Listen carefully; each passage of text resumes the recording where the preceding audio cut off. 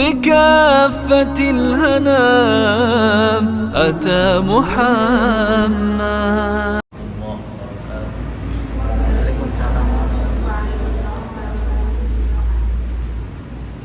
Alhamdulillahi Rabbil Alamin, wal aqibatu lil muttaqin, wa la udwana illa 'alal zalimin.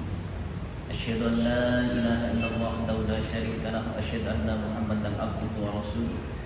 Allahumma shalli wa sallim ala nabiyyina Muhammad wa ala alihi wa sahbihi ajma'in. Subhanalladzi asra bi 'abdihi lailan minal masjidil haram minal masjidil aqsa alladzi barakna hawlahu linuriyahu min ayatina innahu was-sami'ul basir. Yang terhormat Bapak Joni Siswanto, SKP MKes selaku Ketua Program Studi D3 Keperawatan Dura. Yang saya hormati Ibu Erni Nuryanti, MKes selaku Sekretaris Program Studi D3 Keperawatan Dura. Yang saya hormati Ibu Evi Septaningrum, MKes selaku Mahasiswaan Program Studi D3 Keperawatan Dura. Yang saya hormati Bapak Walijan SPG Akep MKes selaku pembina KKM Kerohanian Islam Program Studi D3 Keperawatan Dura. Yang saya banggakan adik-adik mahasiswa Program D3 Keperawatan, panitia penyelenggara pengajian Isra Mi'raj 1443 Hijriah yang dirahmati oleh Allah Subhanahu wa taala. Puji syukur senantiasa kita panjatkan kehadirat Allah Subhanahu wa taala atas segala nikmat rahmat, nikmat taufik hidayah serta hidayahnya. Alhamdulillah, kesempatan malam hari ini kita bisa bertemu walaupun lewat virtual dalam keadaan sehat walafiat, tidak ada suatu apapun. Semoga pertemuan kita ini banyak membawa manfaat, mendatangkan barokah dan mendapat ridho dari Allah Subhanahu wa taala. Salawat salam tanpa senantiasa tercurah kepada beliau Rasulullah Muhammad SAW, para keluarga, para sahabat, dan juga orang-orang yang senantiasa mengikuti sunnah beliau, insya Allah termasuk kita ini. Amin ya rabbal alamin. Hadirin yang dirahmati oleh Allah Subhanahu wa taala, malam ini kita diingatkan oleh peristiwa monumental, peristiwa besar yang terkenang dalam sepanjang sejarah, yaitu peristiwa Isra dan Mi'raj Rasulullah Muhammad SAW. Peristiwa ini sungguh sangat luar biasa sampai Allah memuji dirinya sendiri dalam Al-Quran, Subhanalladzi asra, Maha Suci Allah. Artinya peristiwa ini bukan peristiwa main-main, peristiwa yang sangat luar biasa, peristiwa yang itu oleh sejarah dicatat di antara peristiwa-peristiwa yang pernah terjadi dalam agama. Ini adalah peristiwa yang sangat besar, peristiwa yang sangat agung. Oleh sebab itu memang peristiwa ini sangat diabadikan dalam Al-Quran, sehingga ketika kita bicara tentang Isra Mi'raj, apalagi dalam masa pandemi seperti ini, tentu saja kita akan setback kembali peristiwa itu, di mana Rasulullah SAW oleh para ulama dikatakan bahwa peristiwa Isra Mi'raj ini adalah peristiwa untuk menghibur Rasulullah SAW yang ketika itu dalam kondisi gundah. Rasulullah ditinggal istrinya, yaitu istri tercinta Khadijah radhiyallahu anha, orang yang sangat dicintai, orang yang sangat luar biasa membantu perjuangan Rasul, sampai hartanya habis untuk membantu perjuangan Rasulullah SAW dalam rangka untuk li'iqla'i kalimatillah, supaya Islam yaqlu wala yuslahada. Islam tetap tinggi dan jaya. Istri yang senantiasa membantu untuk mencari solusi terhadap permasalahan yang ada pada diri Rasulullah SAW. Istri yang setia menemani dalam kondisi apapun, itulah Khadijah. Belum selang lama Khadijah wafat, paman beliau kurang dari 1 tahun juga wafat, yaitu Abu Thalib. Kita tahu peran Abu Thalib, walaupun beliau bukan orang Islam, beliau masih dalam kafir, tapi paman beliau Abu Thalib ini dalam rangka membantu beliau, menjaga beliau, ini sangat luar biasa. Tapi kehendak Allah memang paman beliau harus tiada. Akhirnya Rasulullah SAW ketika menerima ujian yang seberat ini, Rasul sebagai manusia biasa, itu terjadi pada jiwa Rasulullah SAW kegundahan. Jadi karena ditinggal oleh orang-orang tercinta yang membantu dakwah beliau. Inilah ujian terberat yang pernah dialami oleh Rasulullah SAW. Sehingga ketika beliau berdua ini meninggal dunia, Khadijah radhiyallahu anha dan juga paman Rasulullah SAW, cacian, cemoohan, intimidasi dalam kaum kafir Quraisy itu sangat luar biasa. Bahkan Rasulullah SAW sampai minta suaka ke Taif. Tapi apa yang terjadi di Taif bukan sambutan yang manis. Di Taif ternyata Rasulullah SAW disambut dengan cacian, hujatan, bahkan lemparan batu. Ketika itu Rasulullah SAW sampai berdarah-darah. Malaikat Jibril datang, Muhammad, karena kasihan dengan Rasulullah SAW, akhirnya malaikat Jibril ini menawarkan bantuan.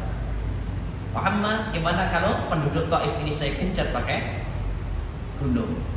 Mau digencat pakai gunung? Jangan Jibril, saya diutus bukan untuk menghancurkan, tapi saya diutus adalah rahmatan lil alamin.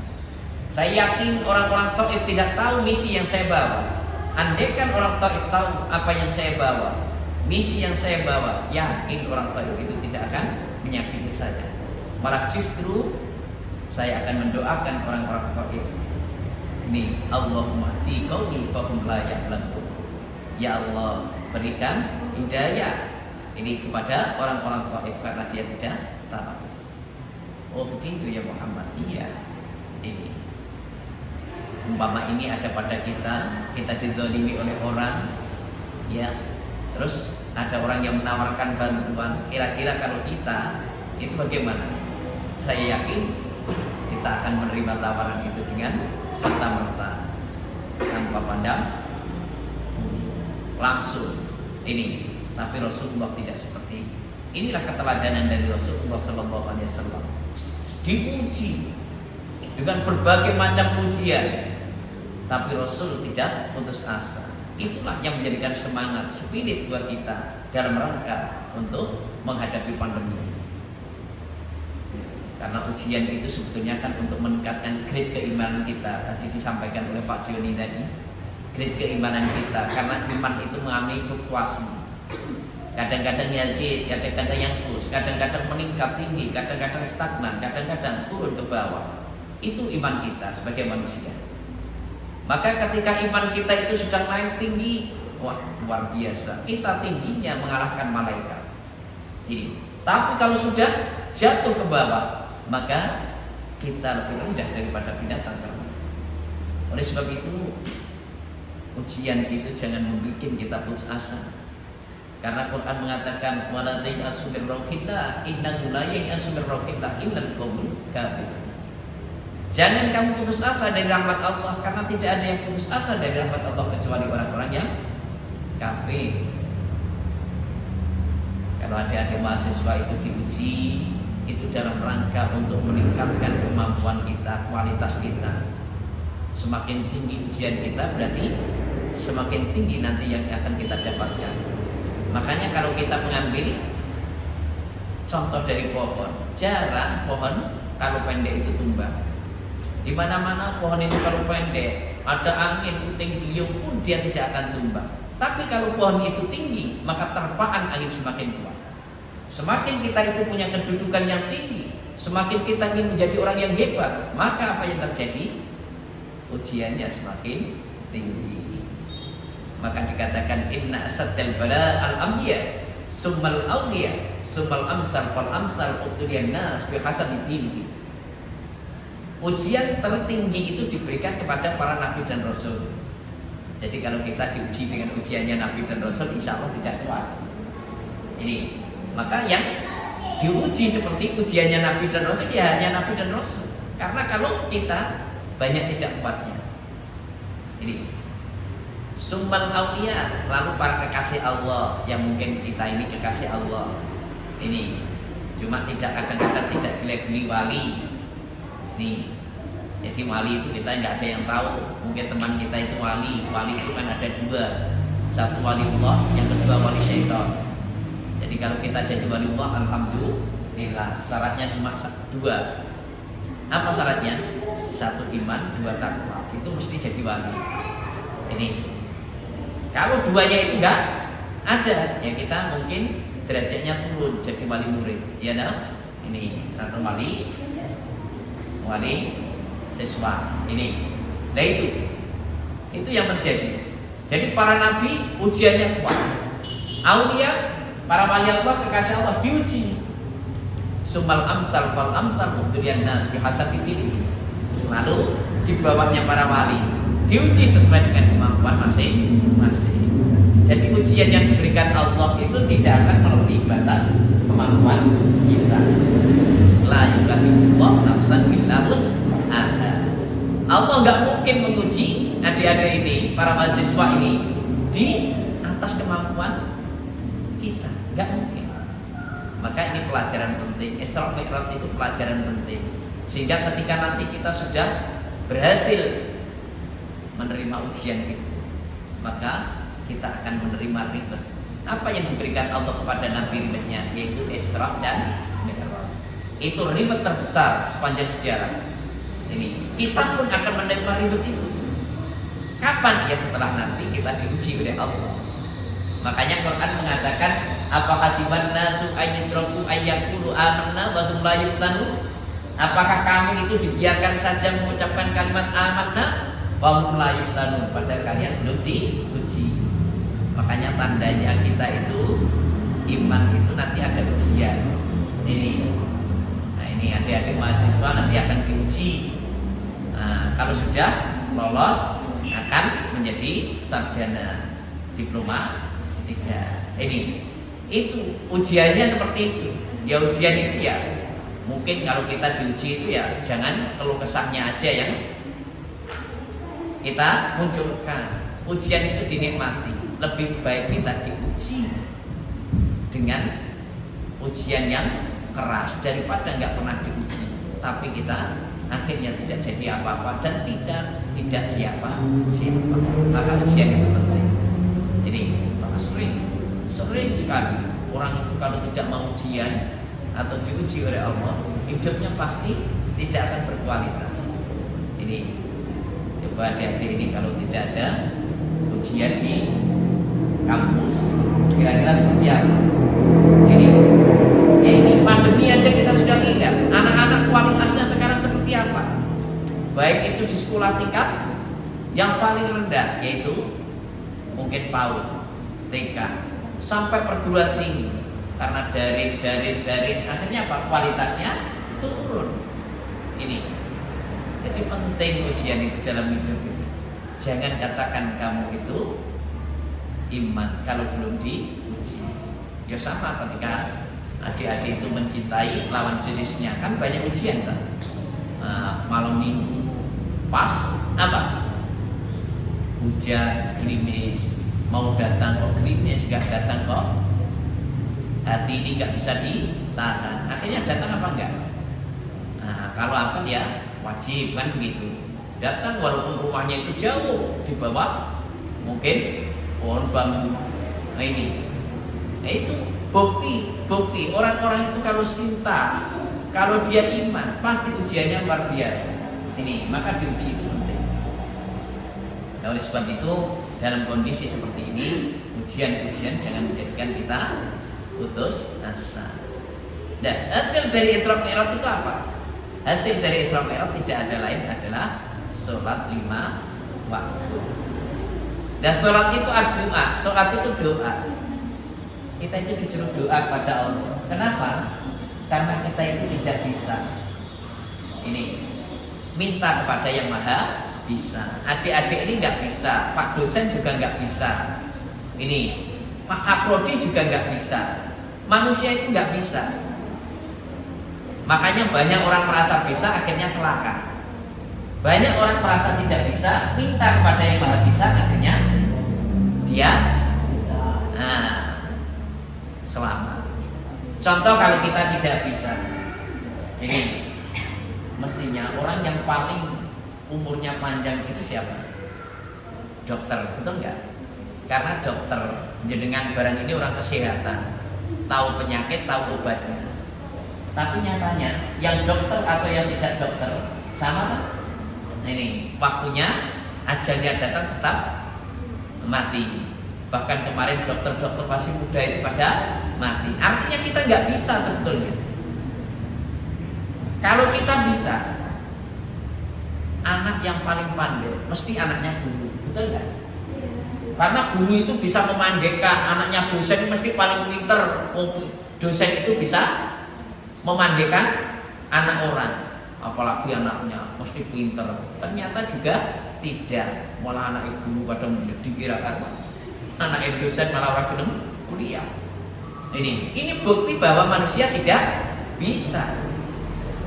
Kalau memang manusia bisa, mestinya rumah yang paling bagus itu rumahnya tukang. Iya, tukang ini bikin rumah macam-macam. Iya dong, gedung bertingkat itu yang bikin tukang. Wah, apalagi rumahnya sendiri, yakin rumahnya bagus. Ternyata rumahnya malah rada tidak. Artinya manusia itu jadi nggak bisa. Nggak bisa itu asli, bisa itu ujian. Makanya kita itu diuji. Minta kepada Allah Subhanahu wa taala supaya apa? Supaya kita dipisahkan oleh Allah dalam menghadapi pandemi ini. Pandemi itu makhluk Allah. Ini kalau kita bicara virus itu makhluk Allah. Makanya kalau kita itu takut sama singa, lari. Takut sama virus, hindari dengan 5M. Betul nggak? Ini, hindari. Tapi kalau kita takut dengan Allah, dekati. Itu bedanya. Makanya ketika terjadi wabah di suatu wilayah, Rasulullah SAW melarang para sahabatnya untuk masuk wilayah itu. Tapi kalau yang sudah di dalam jangan keluar karena akan membawa virus. Nah kemarin kan keliru. Mestinya ketika ada corona di stop. Ya dong, wisatawan dari luar negeri nggak boleh masuk. Nah sudah terlanjur. Nah, ini istilah orang Jawa ya, pedet disabrakno sekarang kebajet dia pakno. Loro yo dirasakno. Karena sudah terjadi. Hal itu jangan bikin terus kita putus asa, jangan. Ini. Jadi corona, apalagi yang baru ini Omicron, itu adalah makhluk Allah. Dia bisa begitu itu atas izin Allah. Kita harus dekat dengan Allah, menjalin komunikasi yang baik. Pak Joni tadi menyatakan harus menjalin komunikasi yang baik. Dengan iman dan takwa, itulah obat dari segala virus. Mungkin ini ujian kecil dari Allah Subhanahu wa taala berupa virus ini. Ini ujian kecil. Belum ujian-ujian yang lebih besar dari itu. Karena akhir zaman ini nanti ujian-ujian itu akan muncul. Banyak orang yang meninggal dunia tiba-tiba. Ini sudah dimulai. Umur dunia ini tinggal sebentar. Jangan percaya boleh, nggak percaya boleh. Makanya siap-siap. Kapan terjadi? Kalau dalam kitabnya Ibnu Katsir itu dikatakan ini kalau sudah banyak pembunuhan, ini sudah muncul emas dari Sungai Efrat. Ini sekarang di Bromo itu muncul gunung emas. Nah ini sudah tanda-tanda kiamat kubra akan datang. Makanya saya sarankan cepat-cepat kuliahnya selesai. Nanti cari kerjaan terus nikah. Habis itu kalau kiamat kamu nggak nyesel, ya dong? Nggak nyesel. Karena apa? Ya itu tadi, Mas, boy jasa ngalor ngidul jebule kiamat. Gitu. Ya nggak apa-apa. Tapi mau jauh terus itu istilahnya minal kecelek bak kapusan. Ya dong? Terus kecelek kapusan juga ini. Nah ini. Maka harapan kita supaya kiamat ini diolor oleh Allah, diperpanjang masanya. Dalam hadis itu dikatakan kalau orang itu masih mengucapkan kalimat Allah, Allah, Allah, itu kiamat diperpanjang. Permasalahannya kita ini sebagai muslim kadang-kadang tidak komitmen dengan itu semua. Hubungan kita dengan Allah kadang jauh, hubungan kita dengan manusia kadang-kadang juga jauh. Silaturahim sekarang itu kan diwakili secara virtual, ya dong. Kalau dulu itu orang yang namanya Idul Fitri, Idul Adha, ya terutama Idul Fitri karena apa namanya ada di Jawa ini atau di Indonesia itu beda dengan di Arab. Kalau di Indonesia ini Idul Fitri itu ramenya luar biasa. Kalau di Arab itu nggak ada orang. Ini, jadi kalau jenengan nanti umroh ini sampai Ramadan selesai di sana itu paling nanti kalau kita silaturahim akan mendapat coklat satu, itu aja, karena nggak ada orang. Ini, tapi kalau di sini luar biasa. Cuma permasalahannya kita hablu minallah, hablu minan nas tidak dijaga dengan baik. Cuma ada corona kemarin, alhamdulillah kita disatukan oleh Allah dengan makhluk kecil yang namanya virus. Itu kita bisa bersilaturahim. Yang tadinya kurang baik, alhamdulillah kok lihat saudaranya terpapar, tiba-tiba ada makanan di depan pagar, ya dah. Disadari atau tidak, yang namanya corona ini, yang namanya Omikron itu menjadikan kita yang jauh jadi dekat. Karena ada kepekaan terhadap diri kita. Ini yang penting. Karena selama ini kadang-kadang kita dengan ego kita masing-masing itu menjadikan kita jauh dengan saudara. Tapi memang orang-orang itu ya umumnya seperti itu. Kadang-kadang apa? Hubungan kita dengan saudara itu kadang-kadang jauh, dengan teman justru malah dekat. Terutama hubungan dengan orang tua. Ini adik-adik mahasiswa ini saya tekankan supaya dijalin dengan baik. Ini kita harus menjalin hubungan baik dengan orang tua. Minta didoakan oleh orang tua. Itu kunci kesuksesan. Kunci kesuksesan seperti itu. Maka dalam rangka momen Isra Mi'raj ini, karena kita momennya harus doa gitu aja, memperbanyak doa. Karena sholat itu ya doa, bagian doa. Kita minta didoakan, terutama orang tua kita, bapak ibu kita. Jalin hubungan baik. Kalau kalian ingin hidupnya senang, bahagiakan orang tua kalian. Pasti kalian dan anak turun kalian akan menjadi orang-orang yang bahagia. Modelnya sekarang itu kan dengan teman iso ape, karo wong tua ora iso ape. Jalinan komunikasi dengan orang tua kadang-kadang jauh, dengan teman itu malah dekat. Itu yang aneh.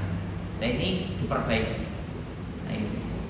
Hari ini yang dimuliakan oleh Allah Subhanahu wa taala. Jadi kalau memang virus itu adalah makhluk Allah, maka yang akan mengendalikan adalah Allah. Ini sebagai ujian buat kita. Kita ini diuji. Ini sabar enggak? Karena apa? Ujian Allah itu baik yang menyenangkan atau yang menyedihkan bagi orang-orang beriman itu tetap baik. Ajaban fi amril mu'min inna amrahu kullahu khair. Wa laysa dzaka illa lil mu'min. In asabahu syarrahu syakara. Ini. Wa kana khairan lahu. Wa in asabahu dharra sabara. Wa kana khairan lahu. Aku ini heran dengan permasalahan orang-orang iman itu. Semua permasalahannya itu baik. Kalau dia dikasih oleh Allah sesuatu yang menyenangkan, syukurnya yang muncul. muncul, itu baik baginya.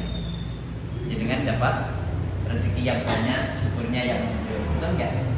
Ini sehat, syukurnya muncul. Tapi dibuktikan kesehatan jenengan itu jangan cuma untuk sesuatu yang tidak ada manfaatnya. Ketika jenengan dikasih sehat dalam kondisi pandemi seperti ini, dekatkan diri kalian kepada Allah. Ini yang muslim sholat jamaahnya ini dikuatkan, silaturahimnya dikuatkan, ini belajarnya dikuatkan, karena ini momen-momen yang sangat luar biasa. Kalau kita sehat dari ini aja itu luar biasa. Ini sementara tetangga-tetangga sekarang ini yang batuk, pilek dan sebagainya, maka dikatakan orang itu yang namanya enak itu bukan karena kita makan di restoran, tidur empuk di harga spring bed dan lobilo, enggak. Yang namanya enak itu kalau kita sehat, itu nikmat. Makanya sampai ada orang itu, orang desa itu sampai jam 4 itu tertidur. Ini ibunya ini gelisah, suaminya kok belum pulang. Anaknya dipanggil, "Nak, ini bapakmu kok belum pulang di sawah. Coba dilihat, jangan-jangan dia ketiduran." Iya, setelah ke sawah, bapaknya itu tidur di atas galon sambil gerabut pacul gitu. Itu kalau sehat bisa. Coba orang-orang itu kalau capek, badannya sehat, digubuk saja bisa tidur. Kalau jenengan nggak sehat, itu di atas harga spring bed dan low-low nggak bisa tidur. Coba nggak percaya, di rumah sakit itu jarang yang tidur, badannya sakit. Ini sehat. Kita punya, nanti kalau punya suami, wah, gak gede dulu, ganteng, nek gering, gopo, ya toh, ya surapaina, bojo loro, ya toh. Nah, yang mungkin yang cowok-cowok idamnya, wah punya istri yang cantik, yang solehah, ya toh. Tuh, istri cantik solehah, idaman, tapi nek gering gopo, ya toh. Nah, digerapot, akhirnya apa? Aku tak turun jopo. Nah, kenapa mas? Aku gerapot awakmu kok kayak ngeloni diesel. Akhirnya apa? Akhirnya ya seperti ini. Sehat itu penting. Kalau kita sehat, makan itu enak. Makanya penting ini sehat, disyukuri. Makanya semua permasalahan orang iman itu baik. Ini kalau dikasih dia ujian oleh Allah, maka sabarnya yang muncul. Ini. Nah kalau kita nggak sabar mau kemana? Duit ran duwe awak loro. Yo sabar, itu. Ya paling yang merimis ya nah. Nah, ini seperti itu. Nah, tapi manusia itu ternyata dalam Al-Qur'an itu dibikin oleh Allah itu serba apa? Nek bahasa Jawa itu serba ngemohno. Wa khuliqal insanu halu'a. Manusia itu dibikin oleh Allah itu penuh dengan keluh kesah. Idza massahu syarrun jazua. Kalau dikasih dia keluasan rezeki, ini tidak syukurnya yang muncul, ya dah. Ini dia tetap keluh kesah. Ini. Jadi orang kaya itu jangan kita bikin terus kalau orang kaya itu mesti dia akan syukur. Enggak. Ini. Makanya wa idza massahu khairun manu'a. Kalau dia dikasih kesusahan, maka keluh kesahnya yang muncul. Ini. Jadi kadang-kadang syukurnya enggak muncul, dikasih duit, ya dah. Kufurnya yang muncul. Ini. Nah, coba kalau kita itu lihat orang-orang kaya yang di luar saja, nggak usah di mana-mana. Itu kalau waktu adzan sholat, kira-kira mendatangi sholat atau terus belanjanya? Dan nggak usah orang kaya lah, kita aja. Nah, pas di luas, ya dong. Tiba-tiba ada panggilan adzan. Kira-kira selesai atau terus? Wah, diskon 50%. Ya dong. Cuci gudang terus. Ini. Jadi kalau kita dikasih keluasan oleh Allah, kadang-kadang apa? bukan syukurnya yang muncul, tapi pelite sing timbul. Maka orang-orang kaya itu jangan terus kita berpikir dia akan dermawan. Kalau dulu belum kaya dengan temannya bisa jajankan kemana-mana. Kita punya uang, katakan 100.000, temannya dijajankan. Setelah punya 1 miliar, orang tahu apa? Ini sering begitu ya. Nah ini makanya ini penting buat kita semuanya. Jadi manusia itu, terutama orang-orang beriman, ini semua masalahnya bagus. Semua masalahnya bagus, tidak ada yang jelek. Ini, jadi semua masalahnya bagus. Kalau dikasih dia oleh Allah Subhanahu Wa Taala yang menyenangkan, syukurnya yang muncul. Kita harus banyak syukur kondisi seperti sekarang ini. Tidak mesti banyak. Makanya orang-orang bahagia itu, kita itu hidup ya dalam agama itu harus bahagia. Ini susah itu dosa, bahagia itu wajib, senangnya wajib. Susah itu dosa. Orang itu kalau susah, itu, kok matinya ya susah. Mulanya kan ada orang meninggal permotai, itu era orang setuju nyawanya dijabut. Karena apa? Ya itu tadi sering susah. Jangan kita ini adik-adik mahasiswa, jangan sering susah. Bahagia. Ya, dosen-dosen nggak usah sering susah. Utang itu ya disaur mulai, ya toh. Kita punya utang, orang hidup ya punya utang biasa utang. Jangan apa? Gali lubang, orang tahu ditutup. Tapi kalau haji umare kan gali lubang tutup lubang. Kita utang ya disaur. Orang mau dipikir dong. Aku mikir no utang, tapi rata mau sahur. Podo aja. Ini. Dan kita sebagai muslim ini oleh Allah disyaratkan kita. Jadi kita itu nggak akan bahagia. Ini kalau kita itu masih memikirkan konsep yang namanya bahagia itu mesti banyak duit, enggak. Maka Nabi itu dalam sejarah, walaupun ada yang mengatakan Nabi itu kaya, kayanya Nabi itu sebelum uangnya dipakai untuk berjuang. Setelah dipakai untuk berjuang, Nabi itu tidak punya apa-apa. Sehingga Nabi mengatakan dalam hadis, seumur hidupnya Nabi itu belum pernah kenyang untuk makan roti. Seorang ini ya roti sisir. Loh, kalau kita kan sudah buat roti sisir, ya. Ini telur sudah enggak. Tuh ya, Nabi itu sampai meninggalnya itu belum pernah kenyang dengan roti sisir. Itu ujian. Ini ujian. Kita sekarang itu masya Allah makanan yang kita tidak rasakan apa, semuanya dirasakan. Nah, ternyata yang namanya senang, bahagia itu bukan banyaknya materi. Nun sewu. Bukan banyaknya materi, tapi yang namanya bahagia dalam agama adalah al-qanaah.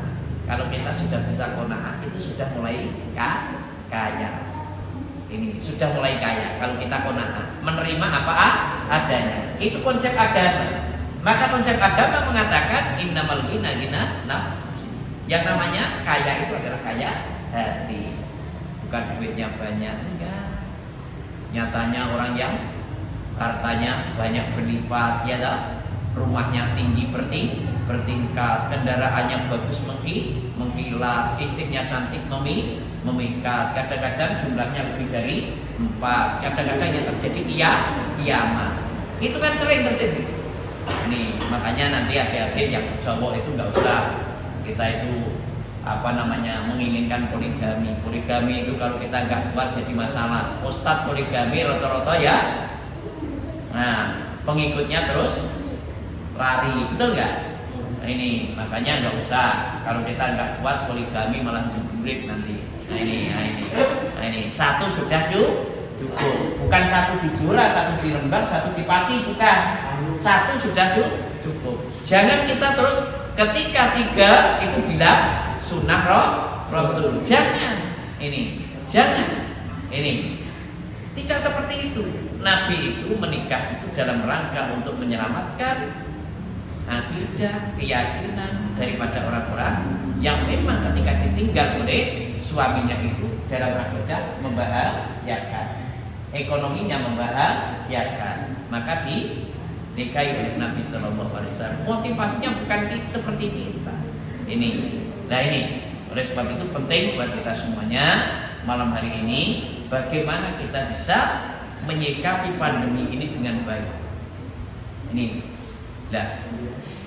ternyata apa? Quran mengatakan kepada kita, wasta'inu bis-sabri was-shalah. Ini, mintalah tolong kalian ini padaku dengan sabar dan sholat. Sabar, ini sabar kita, ini sabar itu ya. Kita itu ketika menerima pandemi seperti ini, ya udah sabar. Yang tadinya kita bisa belanja dengan normal, sekarang nggak normal, alhamdulillah. Makan kita ini, kalau dulu kita itu tiap hari bisa jajan dengan bagus, ya toh. Bahkan kadang-kadang kolesterol kita sampai naik, sekarang tidak, alhamdulillah. Sampai yang terakhir ketika tidak ada minyak goreng, alhamdulillah. Karena semakin banyak kita mengkonsumsi minyak-minyakan, kolesterol kita semakin tinggi. Kita kembali kepada air, insya Allah itu akan rendah kolesterol ya. Disyukuri aja, apapun yang terjadi pada kita itu baik. Ini nggak ada yang jelek.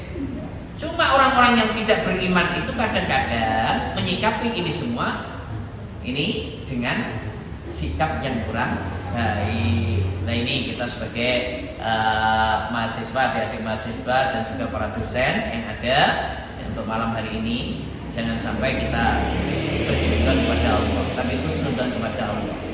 Dengan sulitnya ekonomi saat ini menjadikan kita sebagai orang Islam diajarkan untuk bagaimana supaya kita itu hidup tidak boros.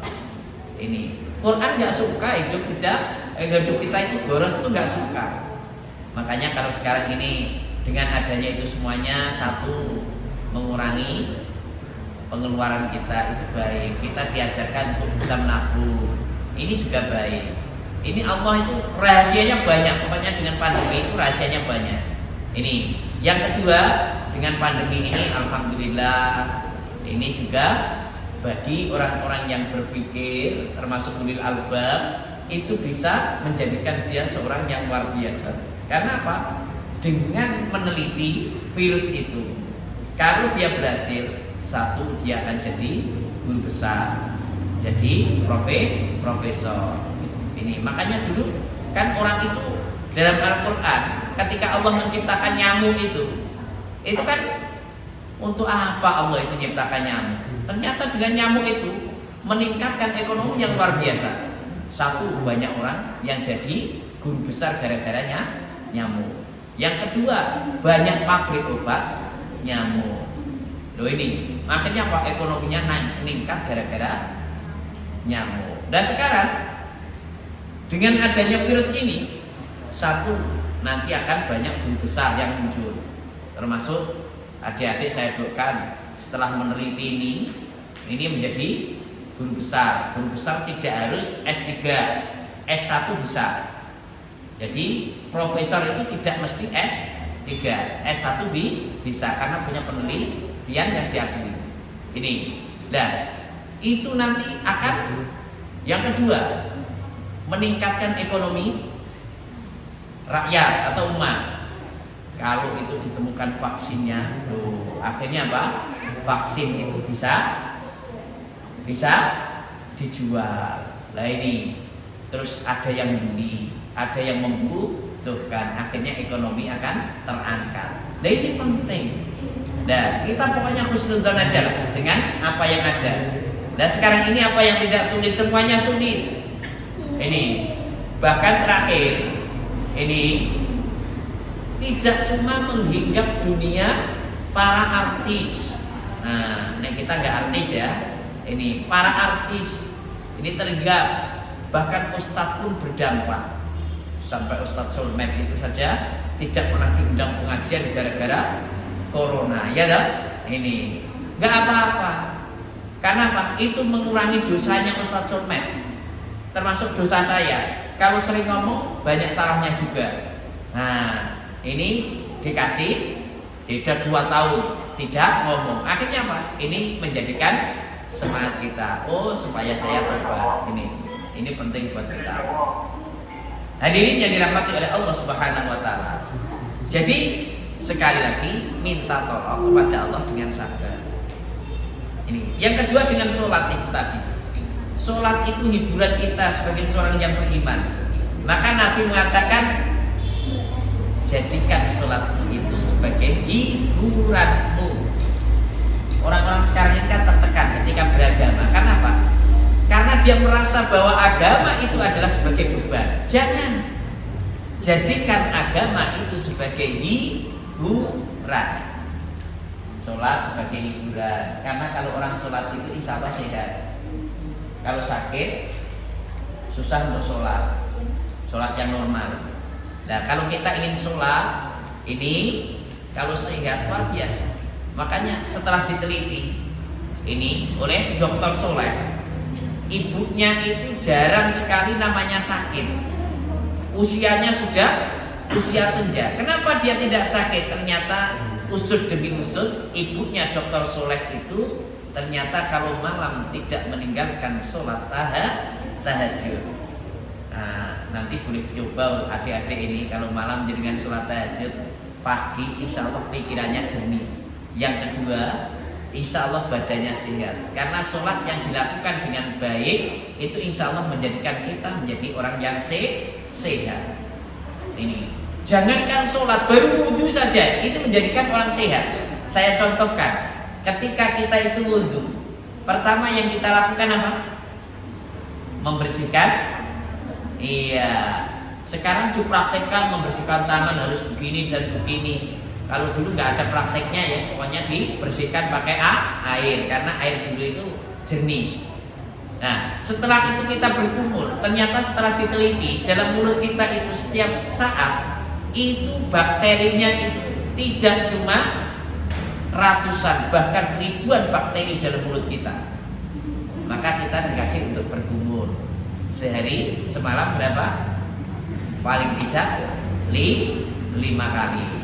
Ini bahkan Nabi laulaan asyuka ala umatila amartuhum bisiwak kalaupun diserah. Kalau aku tidak membuat umatku itu berat, maka saya akan memerintahkan umatku itu untuk bersiwak. Nek cara ini gosok gigi setiap mau sholat. Ini atau wudhu itu gosok gigi sehat. Terus apa lagi? Menghisap air ke hidung. Itu kalau jenengan lakukan tiap saat, insya Allah jauh dari penyakit yang namanya pilek. Ini insya Allah jauh dari pilek. Alhamdulillah saya itu mungkin sudah bertahun-tahun. Saya tidak minta ya. Ini tidak minta pilek. Saya sudah bertahun-tahun itu satu dihindarkan oleh Allah dari pilek. Yang kedua dari batuk. Ini resepnya apa? Ya itu tadi. Kalau saya wudhu itu kita sedot. Itu biasanya yang pertama pengat. Ini nanti kedua ketiga insya Allah kalau sudah itu tidak ada rasa pengat. Itu ternyata membersihkan kotoran-kotoran yang di dalam kita. Ini dan alhamdulillah sampai saat ini sudah bertahun-tahun tak hitungi mungkin ya sudah 10 tahun lebih lah itu tidak pernah namanya pilek. Ini nah coba nanti yang pilek-pilek itu yang suka pilek itu nah, yang di samping itu juga es itu ya dan dihindari, tapi es itu juga bagus kalau panas ya toh? Kalau dikasih es jadi adem kan gitu. Karena dalam Tibbun Nabawi itu untuk menghilangkan sakit panas itu. Aku saya baca kitabnya Ibnu Qayyim Al-Jauziyah, itu perbanyak minum yang dingin. Ini kalau tidak mandi sebelum sholat subuh, itu 3 hari dengan mandi terus. Kalau kena panas, insya Allah sembuh. Kalau nggak sembuh ya, insya Allah ya terus. Ya tahu? Ini artinya apa? Nah, orang sakit itu pilihannya kan 2. Kalau tidak sembuh ya mati. Itu aja. Ini. Tapi nggak usah takut. Mati itu sudah. Nah ini diatur. Ini penting. Dengan sholat itu sehat. Karena apa? Yang namanya wudhu saja menyehatkan, belum lagi sholat. Kalau sholat itu gerakannya betul, Allahu Akbar begini, Allahu Akbar itu dengan ditarik. Supaya apa? Rongga-rongga pernapasan kita itu menjadi longgar. Ambekannya orang sesek. Nah ini, kadang-kadang jadi kan Allahu Akbar itu tidak niat begitu. Allahu Akbar itu dengan niat Allahu Akbar. Sholat apa niat kita itu? Nah itu ditarik. Nah terus ditaruh di depan dada seperti ini. Nah ini, insya Allah itu menyiapkan. Belum lagi nanti kalau jaringan itu ruku itu kan dipanjangkan. Supaya apa? Ini ketarik. Nah kalau ketarik ini, insya Allah nanti kita saraf-saraf kita tidak kena saraf kejepit. Nah ini, itu gerakan-gerakan sholat luar biasa. Inilah manfaat dari Isra dan Mi'raj. Jadi masa pandemi seperti sekarang ini, saya minta kita semuanya lebih mendekatkan diri kepada Allah. Karena yang namanya virus itu makhluk Allah. Kalau Allah berkehendak, tetap akan jalan. Tapi kalau Allah sudah mau menghilangkan virus itu, tidak kurang jalan, pasti segera akan hilang. Kalau kita dekat dengan Allah, Allah akan mengijabah doa-doa kita. Dengan cara apa? Kita bertakwa kepada Allah. Wa may yattaqillah yaj'al lahu makhraja. Kalau kita takwa kepada Allah, maka dijadikan semua urusan kita itu jalan keluar. Ada solusinya. Pandemi ada solusinya. Minyak mahal ada solusinya. Solusinya apa? Ya beli kelapa, bikin minyak sendiri. Terus apalagi LPG naik, kembali kepada kayu bakar. Enak mana kayu bakar dengan LPG? Lalu sekarang ya dengan LPG karena tidak rekoso. Kayu bakar itu saya kasihan. Bambu-bambu itu kalau di desa itu sampai tidak ada yang ambil. Ini perlu dengan adanya naiknya LPG kita ganti kepada kayu bakar. Gak apa-apa. Kok nek didonone akeh tukune. Nah ini seperti itu. Nah ini hikmah dari Isra Mi'raj seperti itu. Ujian-ujian itu baik besar kecilnya ujian sesuai dengan tingkat keimanan. Makanya kalau dengan imannya kuat ya ujiannya dhuwur. Nek kepengin ujiannya ora dhuwur, imane rendah. Insya Allah ujiannya juga rendah. Ini. Jadi sekali lagi harapan kita di malam ini Isra Mi'raj jadikan spirit untuk kita bangkit dari pandemi. Jangan malah luput, bangkit dari pandemi.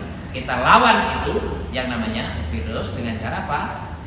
Menerapkan prokes. Ini insya Allah dengan itu semuanya usaha kita, ikhtiar kita dengan vaksin dan sebagainya, insya Allah akan menjadikan kita hamba Allah yang lebih baik, termasuk orang-orang yang muslimin. Sampai jam berapa nih? Jam 9? Ini jam 9 berapa? Lebih 5 kurang 15 menit. Alhamdulillah. Ada jawab? Disitanya jawab? Oh gitu. Kalau disitanya jawab, ya bagus ini. Karena saya suka kalau ada tanya jawab. Biasanya kajian saya itu harus ada tanya jawab. Ya nanti kalau saya bisa saya jawab, kalau nggak bisa cari di Google jawabannya itu kan begitu. Saya kira itu aja karena yang 15 menit ini sudah berkurang lagi kalau saya ngomong itu untuk tanya jawab. Insya Allah dengan ini semuanya kita akan menjadi orang-orang yang dekat dengan Allah, menjadi orang-orang yang muttaqin di sisi Allah Subhanahu wa taala dengan jalan kita melaksanakan sholat dengan baik dan kita tetap tawakal kepada Allah dengan adanya pandemi yang melanda negeri kita. Kita berdoa semoga pandemi di negeri kita ini segera dihilangkan oleh Allah Subhanahu wa taala dan juga negara-negara yang lain ini, dan insya Allah kita akan diselamatkan oleh Allah dari segala mara bahaya dan kita didekatkan dengan Allah, dan insya Allah nanti kita akhirnya menjadi husnul khatimah, dimasukkan ke dalam surganya Allah Subhanahu wa taala. Itu yang dapat kami sampaikan. Monggo sebelum saya tutup nanti dengan doa, kalau ada yang mau tanya silakan. Masya Allah, terima kasih kepada Bapak Ismail atas dari yang telah disampaikan dan bertema pendidikan sebagai masuk bagi kegiatan COVID-19. Setelah sesi ini bersilakan langsung serta yang ada pada makan untuk menyampaikan pertanyaan baik melalui kolom chat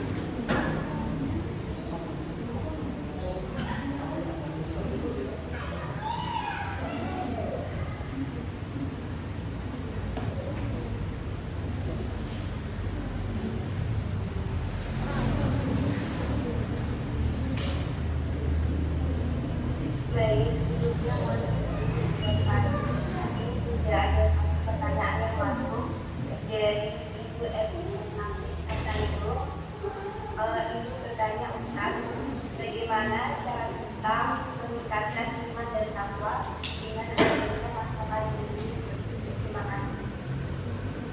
Ya, terima kasih. Langsung saya jawab. Satu, cara meningkatkan iman dan takwa atau iman kepada Allah Subhanahu wa taala. Satu, lakukan amal soleh. Ini lakukan amal soleh. Satu, karena dengan amal soleh itu kita akan lebih dekat dan juga bisa meningkatkan kualitas keimanan kita. Yang kedua, jauhkan diri kita dari hal-hal yang berbau maksiat, karena itu akan mengundang murka Allah Subhanahu wa taala. Sehingga orang jangankan kita melakukan maksiat. Contoh yang sering kita lakukan, ketika kita sering salat tahajud dan tidak salat tahajud, maka itu akan mengurangi atau menjadikan iman kita mengalami penurunan. Jadi amal soleh kita tingkatkan. Ini ibadah-ibadah yang wajib kita laksanakan, yang sunnah kita laksanakan. Insya Allah iman kita akan meningkat. Nah, gemarkan kita untuk melakukan hal-hal yang baik.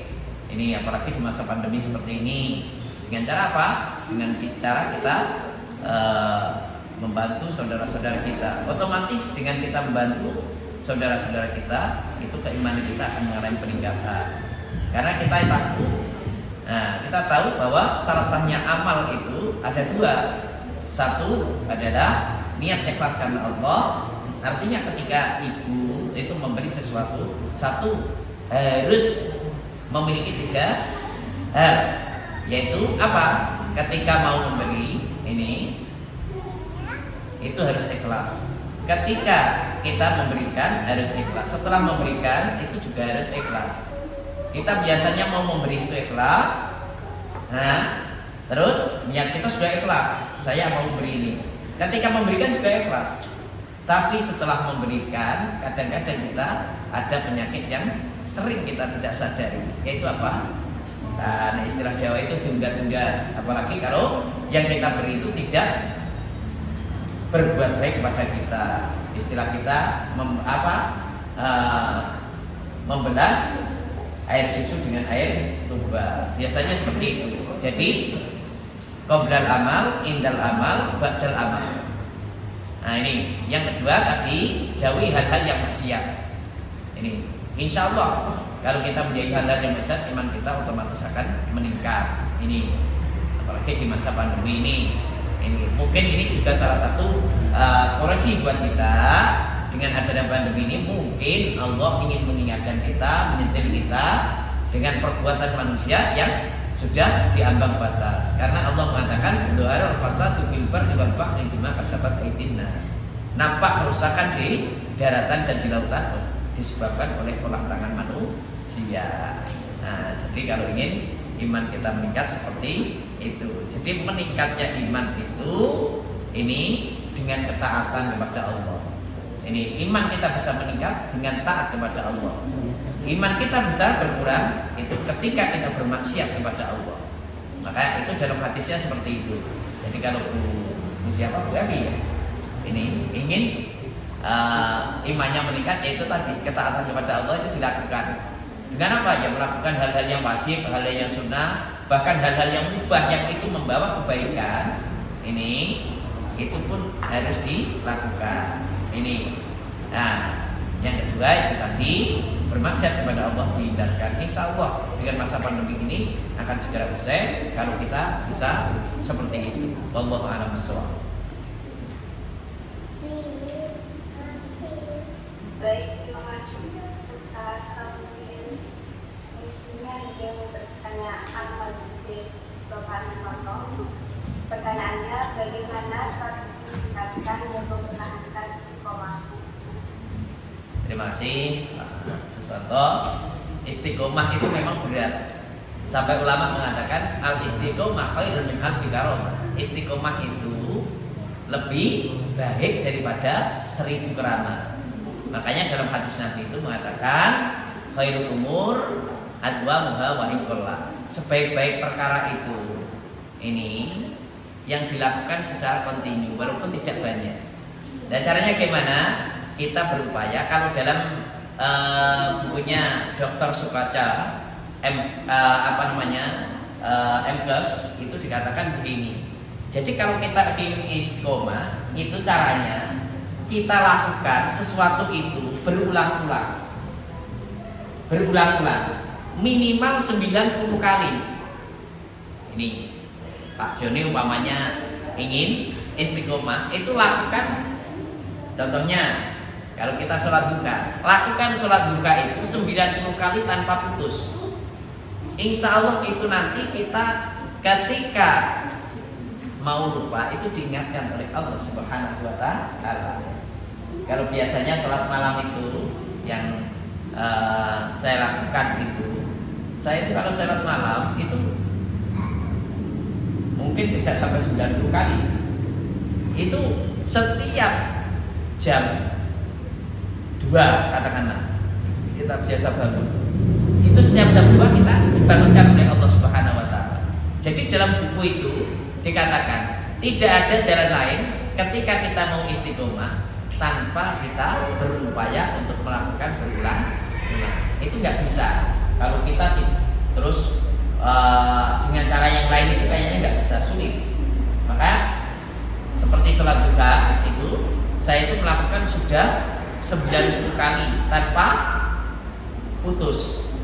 Itu ternyata sampai sekarang itu, walaupun saya itu bepergian jauh kemana saja, itu mesti berhenti dulu. Untuk apa? Melaksanakan sholat duha. Padahal itu bukan wajib. Ini. Maka kebiasaan itulah yang menjadikan kita bisa istiqomah. Ini. Jadi di samping memang kebiasaan yang baik itu memang iblis itu tidak suka, yang jelas. Jadi kebiasaan bertaklim dan sebagainya iblis gak suka. Jadi dengan itu kalau biasa baik itu pasti godaannya macam-macam dan berat. Ini dan berat. Maka ya diupayakan itu baca Quran itu kan one day one juz itu ya. Satu hari satu juz. Yang nggak kuat one day one juz, one day one ayat. Satu hari satu ayat. Nggak kuat one day one ayat, iya dong? Ya, one day one huruf. Satu hari satu huruf. A, ba, ta, begitu. A itu, ta itu, ya dong? Ba fathah ba, ba do mahdu baku, ya dong? Tak fat kata hak do mahdu tahu. Kan begitu. Itu dilakukan berulang-ulang. Karena kebaikan walaupun sedikit, kalau dilakukan berulang-ulang, itu akan menjadikan kita bisa istiqomah. Ternyata resep dari Dr. Sukoco itu luar biasa. Itu ada berapa itu? 100 atau berapa itu? Kebiasaan emas. 9 kebiasaan emas ya. Ini 9 kebiasaan emas. Dan itu dilakukan minimal 90 kali. Ini coba kalau nanti adik-adik nggak percaya, ini 90 kali melakukan sesuatu yang baik tanpa putus, itu insya Allah nanti akan istiqomah. Tidak cuma yang baik, yang jelek sama. Ini coba saya tanya, yang namanya gunjing, kerasani, itu jadi angel apa enggak? Angel, mau cari materi, ya dong. Kalau nggak biasa kerasani, itu angel. Genah itu pergo kulino rasani, yang ketemu ngerasani, istiqomah akhirnya genah. Pidato itu ya gitu, nek ora tau pidato ya ora iso. Nek kulino pidato, ora dikon pidato dhewe. Ini. Jadi baik atau buruk itu semuanya tadinya sulit. Baik ya sulit, jelek ya sulit. Orang membunuh itu sulit apa enggak? Sulit, tapi kalau sudah profesinya mudah. Nah, dan bisa istiqomah. Ini makanya sama-sama supaya kita bisa istiqomah, ya lakukan yang terbaik dan itu lakukan secara kontinu. Nabi mengatakan kontinu. Sekali kita putus biasanya malas. Menghafal Quran itu kalau sudah putus biasanya menghafal lagi sulit. Sholat itu kalau sudah kita putus, mau melakukan lagi rasanya berat. Makanya istiqomah. sama-sama sulitnya, itu lakukan yang terbaik. Ini silahkan nanti siapa sajalah ini sama dengan orang terlambat. Nah ini kalau mahasiswa ya terlambat itu jadi angel. Lah terlambat tuh enggak cari alasan. Kok terlambat kenapa? Masalahnya apa? Golek alasan sampai menipu jadi angel. Tapi wong kulino terlambat akhirnya dianggap biasa dan itu enteng saja. Jadi melakukan dosa itu kalau biasa seolah-olah dosa itu enteng atau ringan. Melakukan kebaikan kalau sudah terbiasa kebaikan itu jadi ringan. Lakukan minimal 90 kali tanpa putus. Kalau dalam hadis itu siapa yang melakukan kebaikan selama 40 sholat jamaah selama 40 hari tanpa putus, Allah akan menjamin dia termasuk saja rezekinya, dikasih dia derajat yang hebat oleh Allah Subhanahu wa taala. Itu 40 hari apalagi 90 kali ini. Wallahu a'lam bishawab. Baik, terima kasih Ustaz atas penjelasan yang telah disampaikan. Semoga bisa menjawab pertanyaan sebelum kasus nonton. Selanjutnya kita ada pertanyaan yang terakhir dari Devi Nuraini dari Kelas 1B. Izin bertanya Pak Ustaz, untuk tanggal atau waktu pasti Isra Mi'raj sebenarnya jatuh pada saat apa? Karena banyak sumber ulama dan aliran lain yang berbeda pendapat. Sudah? Nah, sekarang saya kasih tugas untuk Mbak Nur Aini. Nah, iya, saya kasih bukunya ini. Ini adalah tentang Isra Mi'raj yang ditulis oleh Saifur Rahman Al-Mubarakfuri. Itu ada 6 pendapat ulama tentang kaitannya dengan Isra Mi'raj. Jadi ada yang mengatakan Isra Mi'raj itu terjadi sebelum 5 tahun sebelum Nabi hijrah. Ada yang mengatakan seperti itu, ada yang 10 tahun. Ada yang ketika Nabi itu setelah mengalami Amrul Husni itu 1 tahun itu diisrakan dan dimi'rajkan. Ada yang mengatakan tanggal 27 Rajab, bahkan ada yang di lain. Itu ada 6. Itu nanti bisa dibaca di Sirah Nabawiyah yang ditulis oleh Saifur Rahman Al-Mubarakfuri. Itu nanti kalau ya di tempat saya ada, itu silakan. Ada 6 pendapat ulama dan semuanya tidak ada yang berani mengatakan ini yang paling valid. Ini tidak ada yang mengatakan ini paling valid. Ini. Jadi Ibnu Abbas juga berbeda dengan yang sahabat lain. Jadi sehingga para ulama mengambil sumber yang berbeda. Akhirnya apa? Akhirnya yang namanya Isra Mi'raj ini tidak ada kepastian kapan dia terjadi.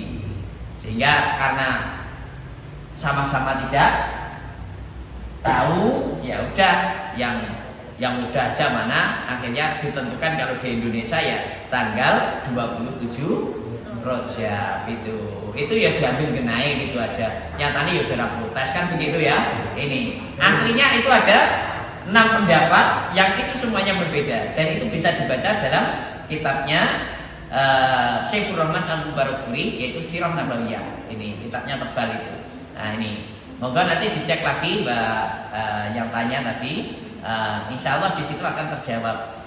Dan saya pilih yang mana? Pilih yang jenengan senengai, ya toh. Ojo juga susah gitu. Ini masalah peringatan Isra Mi'raj itu yang sudah familiar 27 Rajab ya udahlah itu aja tanggalnya merah gitu. Ya tanggal 27 Rajab. Nek jenengan itu gawe dhewe malah beda kalau tanggalnya pemerintah kan repot nanti ya.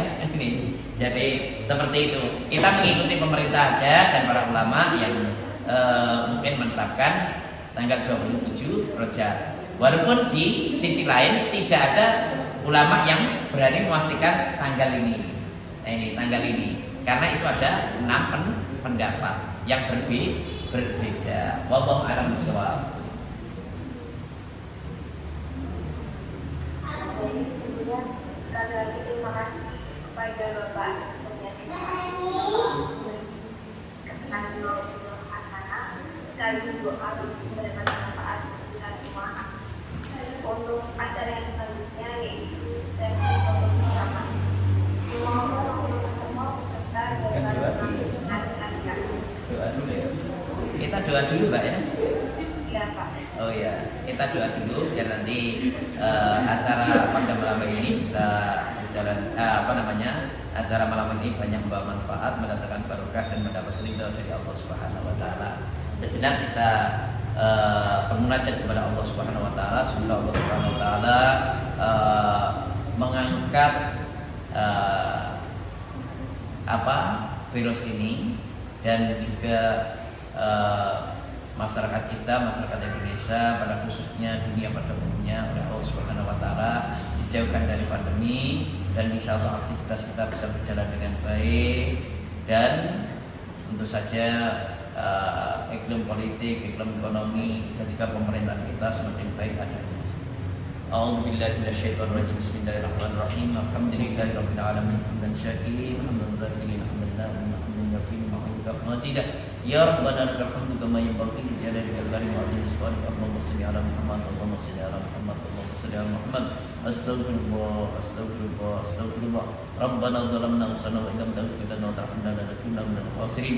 Rabbana la tu'akhidna in nasina aw akhtana. Rabbana wa la tahmil 'alaina isran kama hamaltahu 'ala alladziina min qablina. Rabbana wa la tuhammilna ma la taqata lana bihi wa'fu 'anna waghfir lana warhamna anta maulana fansurna 'alal qawmil kafirin. Allahumma sallimna sallim dinana wa sallim imanana wa sallim tauhidana wa sallim ajatana bi rahmatika ya arhamar rahimin. Allahumma arinal haqqa haqqan warzuqna ittiba'ah wa arinal batila batilan warzuqna istinabah. Allahumma inna na'udzubika min jahdil bala wa tarkis syaqa wa su'il qada wa samatatil a'da. Rabbana hab lana min azwajina wa dhurriyyatina qurrata a'yun waj'alna lil muttaqina imama. Allahumma ij'alna ahlana wa auladana wa talamidana min ahlil ilmi wa ahlil khair wa ahlil taqwa wa ahlil Qur'an wa la taj'alna wa iyyahum min ahlil syarr wa ahlil ghaib. Rabbana iftah bainana wa baina qaumina bil haqq wa anta khairul fatihin. Rabbana la tuzigh qulubana ba'da idh hadaytana wa hab lana min ladunka rahmah innaka antal wahhab. Rabbana atina fid dunya hasanah wa fil akhirati hasanah wa qina adzabannar. Subhana rabbika rabbil izzati amma yasifun wa akhiru da'wana alhamdulillahi rabbil alamin. Demikian yang dapat kami sampaikan, ada kurangnya mohon dimaafkan. Nasrun minallah wa fathu qarib wa basyiril mu'minin. Kesepian tanpa kekasih, cukup sekian dan terima kasih. Assalamualaikum warahmatullahi wabarakatuh. Waalaikumsalam warahmatullahi wabarakatuh. Terima kasih kepada Bapak Ibu Joko yang satu. Semoga dapat bermanfaat bagi kita semua. Untuk acara yang selanjutnya adalah sesi foto bersama. Dimohon